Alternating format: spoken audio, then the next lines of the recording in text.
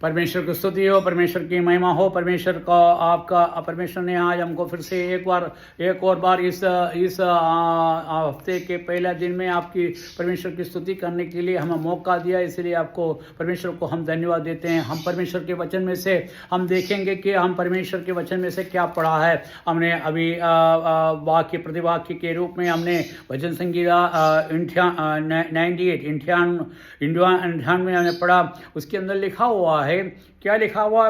यहोवा के लिए एक नया गीत गाओ। हम परमेश्वर के मंदिर में जब भी आए, हमारा उद्देश्य होना चाहिए परमेश्वर के लिए गाना गाए। परमेश्वर की स्तुति का गीत हमारे हृदय से जो निकलता है उस गाने को हम गाएं, क्योंकि वो काय के लिए हमको गाना है, क्योंकि वो हमारे लिए क्या दिया है। जब उसको याद करेंगे तो हमें क्या होगा, हमें परमेश्वर की महिमा और उसकी महत्व के बारे में मालूम पड़ेगा।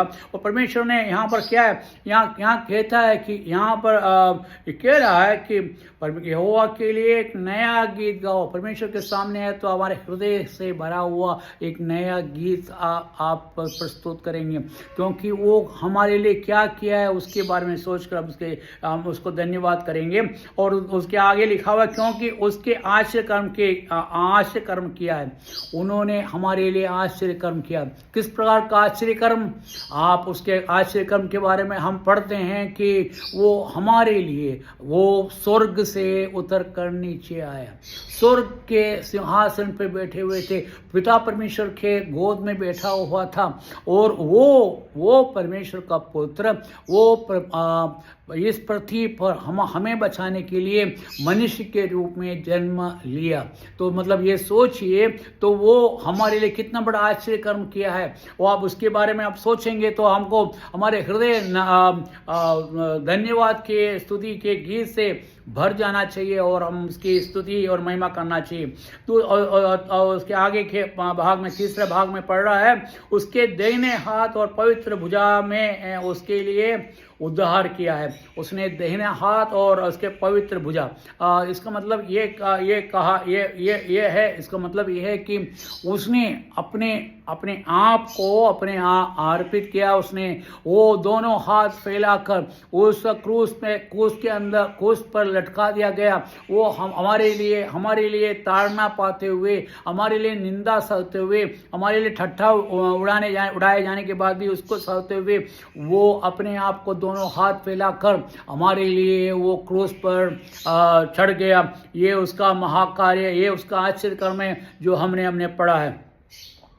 यहोवा ने अपना किया हुआ उद्धार प्रकाशित किया, और यही नहीं, उसने क्या करा? दूसरा आयत में लिखा है, उसने किया हुआ उद्धार हमको प्रकाशित किया है। क्योंकि क्या उद्धार किया है?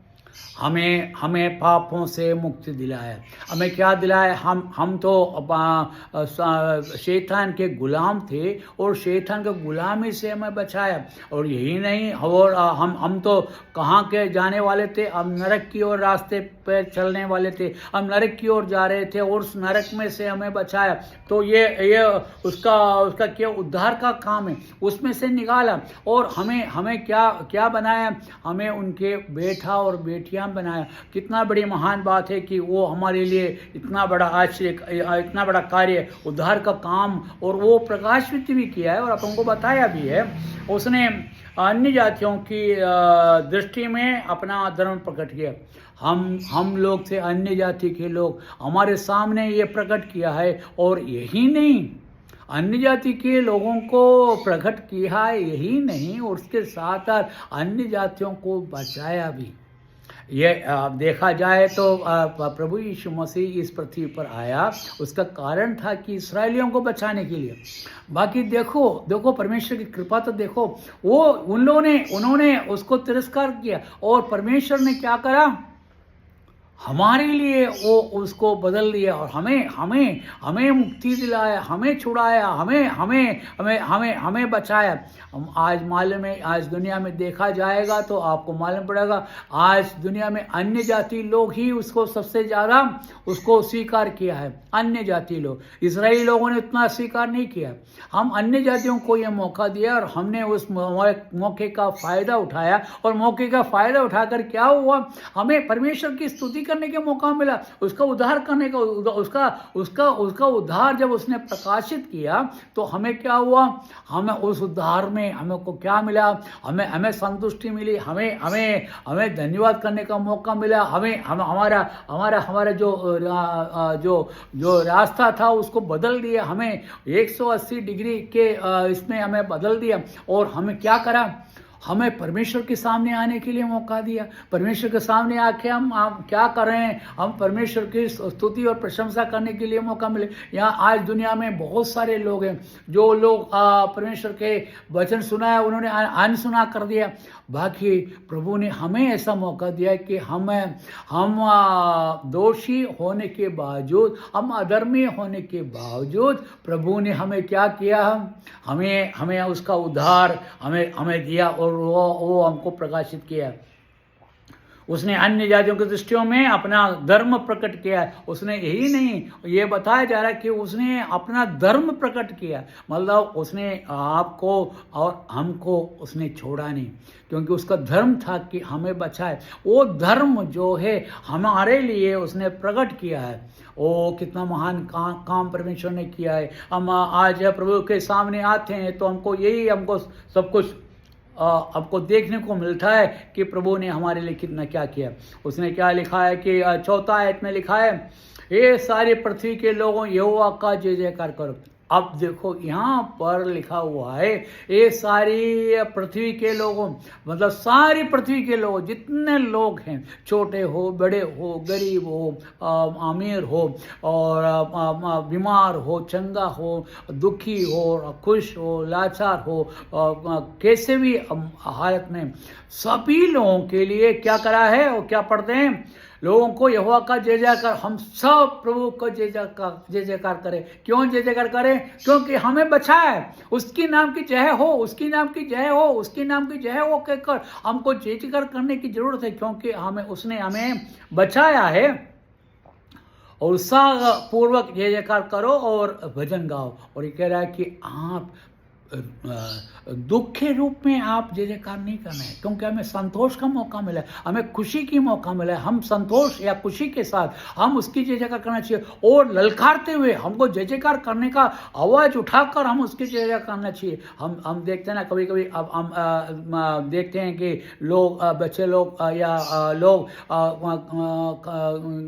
जैसे कोई खेलों में जाते हैं, जहाँ पर जब जीतते तो क्या करते हैं, पूरी संतोष के साथ और उछल कूद कर उनकी जय जयकार करते हैं। तुमने उन्हें किया, हम भी उसी प्रकार से करें। हमारे प्रभु यीशु मसीह हमारे लिए जीवित हुआ है, हमारे शैतान से विजय पाया है। हम जय जयकार करें, उसकी स्तुति करें, उसकी महिमा करें, उसकी महत्व को अपन वर्णन करें। कितनी बड़ी बात है। और यहाँ पर संगीत का लेखक ये कह रहा है कि हमको क्या है, सारी पृथ्वी के लोगों, यहाँ पर किसी को भी नहीं छोड़ा है, सारी पृथ्वी के लोगों यहोवा का जय जयकार करो। हमको प्रभु की जय जयकार करना चाहिए, और उसका उत्साह पूर्वक जय जयकार करो। उसको हम उत्साहित होकर उसकी जय जयकार करना चाहिए। और यही नहीं, आगे क्या है, जय जयकार करने के साथ उसके गाने भी गाओ, उसके भजन गाओ, जो उसने हमारे लिए किया है उसको स्तुति करने वाले भजन अपन गाकर उसकी स्तुति और महिमा करो। और यहाँ पर लिखा हुआ, आगे लिखा हुआ है, यहाँ पर जितने भी गाने के उपकरण हैं उसको लेकर हम प्रभु की स्तुति करो। ये बात सही है कि ये इजरायली लोग तो अपना जो जब भी प्रभु के सामने आते हैं वो गाना गाते हुए और अपना म्यूजिक इंस्ट्रूमेंट या मतलब गाने का उपकरण लेके ही गाते हैं। बाकी वो क्या है, वो आराधनालय में नहीं जा रहे हैं, वो सिनेगोग में जा रहे हैं। सिनेगोग ऐसा है जहाँ पर वहाँ पर आराधना नहीं होते हैं, वहाँ पर क्या है कि प्रभु की सुसमाचार, प्रभु के बारे में सुनते हैं। और हम यहाँ पर क्या है, आराधना के लिए आए हैं। और आराधना के टाइम में हम कोई भी म्यूजिक इंस्ट्रूमेंट हम उपयोग में नहीं करते हैं, क्योंकि हमारा हृदय की संगीत प्रभु को मिलना चाहिए। किसका? अपना हृदय का संगीत, प्रभु का अपना हृदय का धन्यवाद उसको मिलना चाहिए, वो प्रभु चाहता है। और यही नहीं, समुद्र अपन यहाँ पर देखते हैं समुद्र सातवां समुद्र और उसके सब वस्तुएं गरज उठे और जगत और उसके निवासी महाशब्द करे। मतलब आप देखते हैं समुद्र हमेशा प्रभु की महिमा कर रहे हैं। वो घड़घड़ाते हुए गुजरते हुए प्रभु की स्तुति करने के लिए वो किनारे तक आते हैं। देखो कैसा है समुद्र, उसकी प्रभु की स्तुति करने की इच्छा करता है हमेशा हमेशा के लिए। आप देखें समुद्र की लहरें आते रहते हैं। और उसी प्रकार से हम यहाँ पर कहते हैं कि हम महाशब्द के साथ प्रभु की स्तुति करें। कितना महान कार्य है प्रभु ने हमें दिया है।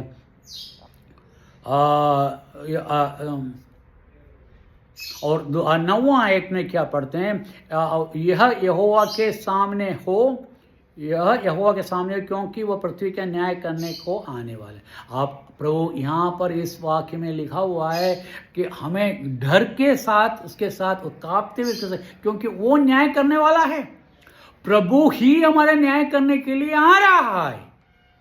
और यदि आपने प्रभु पर विश्वास किया तो क्या होगा, आपको प्रभु का बेटे और बेटी बनने के लिए मौका दिया। और इसलिए हम आज यहाँ पर आए, यहाँ पर हम उसके बेटे और बेटी बनकर आए हैं, उसकी स्तुति करने के लिए आए हैं। प्रभु की स्तुति और महिमा हो। और मैं यहाँ पर मैं समाप्त करता हूँ। आज प्रभु के दिन है। प्रभु के दिन में हम इसीलिए आए हैं कि प्रभु की स्तुति करें। हम जब यहाँ पर रखे हुए रोटी और दाखरस को देखते हैं तो मुझे ये याद दिलाता है हमारे प्रभु यीशु मसीह हमारे लिए कितना ताड़ना सही। हमें बचाने के लिए वो किस मुसीबत से गुजरा, वो किस प्रकार से निंदा से होते हुए निकला, और हमें बचाने के लिए उसने अपने आप को अर्पण कर दिया। और यही नहीं, हम जब देखते हैं कि प्रभु यीशु मसीह को सिर पे कांटों का ताज रखकर और उसके कंधे पर